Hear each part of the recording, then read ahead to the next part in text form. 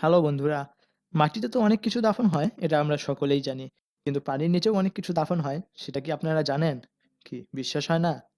যদি বিশ্বাস না হয়ে থাকে, তাহলে আমাদের এই ভিডিওটি আপনার জন্য। তবে হ্যাঁ, ভিডিও শুরু করার আগে অবশ্যই আমাদের চ্যানেলটি যারা এখনো সাবস্ক্রাইব করেননি, তারা সাবস্ক্রাইব করে নিবেন। তাহলে চলুন শুরু করা যাক। আসলে প্রাচীনকালে আমাদের পৃথিবীতে এমনও কিছু উন্নত শহর ছিল যা পানির নিচে চাপা পড়ে গিয়েছে।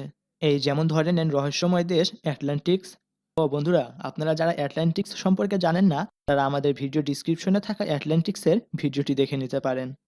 আজকের এই ভিডিওতে আমরা আপনাদেরকে পানির নিচে চাপা পড়া থাকা কয়েকটি শহর নিয়ে জানাবো। তাহলে চলুন শুরু করা যাক।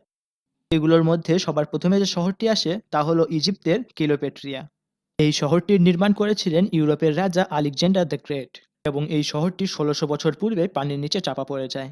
অনেকে বলে থাকেন তৎকালীন সুন্দরী কেলাপেট্রিওর নাম অনুযায়ী এই শহরটি নির্মাণ করা হয়েছিল, যা ১৯৯৮ সালে খুঁজে পাওয়া যায়। এর পরের শহরটি হলো প্যাভলোপ্যাট্রি, গ্রিস। এই শহরটাকে অনেক প্রাচীন একটি শহর হিসেবেই ধরা হয়ে থাকে। অনেকে এও বলে থাকেন এই শহরটি ১০০০ খ্রিস্টপূর্বে ভূমিকম্পর কারণে পানির নিচে চাপা পড়ে যায়। এমনকি এই শহরটাকে দেখলে অনেক অবাক লাগে যে এটি মানব নির্মিত একটি শহর। এই শহরটিকে কবর, বাসস্থান এমনকি কবরস্থানের ব্যবস্থা সহ নির্মাণ করা হয়েছিল। এর পরের শহরটি হলো পর্ট রয়্যাল, জামাইকা। জামাইকার পর্ট রয়্যাল শহরটি হয়তোবা এখন পানির নিচে চাপা পড়ে গিয়েছে, কিন্তু একসময় এটিকে ইউরোপের সবচেয়ে বড় শহরগুলোর একটি ধরা হয়ে থাকত, যা ১৯৬২ সালে পানির নিচে চাপা পড়ে যায় এবং সেই সাথে সেখানে মারা যায় ২০০০ জনের মতো মানুষও। এর পরের শহরটি হলো ইন্ডিয়ার দ্বারকা। গুজরাতের দ্বারকাতে পাওয়া যাওয়া একটি শহর, যাকে বলা হয়ে থাকে ভগবান কৃষ্ণের শহর। এটা ভারতের অনেক প্রাচীন শহরগুলোর একটিও। অনেকে ধারণা করে থাকেন যে কৃষ্ণ মারা যাওয়ার পরেই এই শহরটি পানির নিচে দাবা পড়ে যায়। এর পরেরটি হলো জাপানে পানির নিচে চাপা পড়ে থাকা পিরামিড। জাপানের ইয়নগিয়ন দ্বীপের নিচেই রয়েছে এই পিরামিডটির অবস্থান।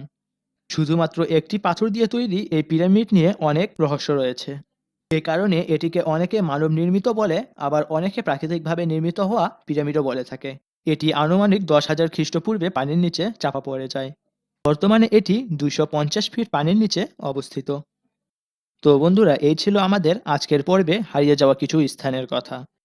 আপনারা যদি এর পরবর্তী পর্ব দেখতে চান, তাহলে অবশ্যই ভিডিওটি লাইক করুন এবং আমাদেরকে কমেন্টে জানাবেন।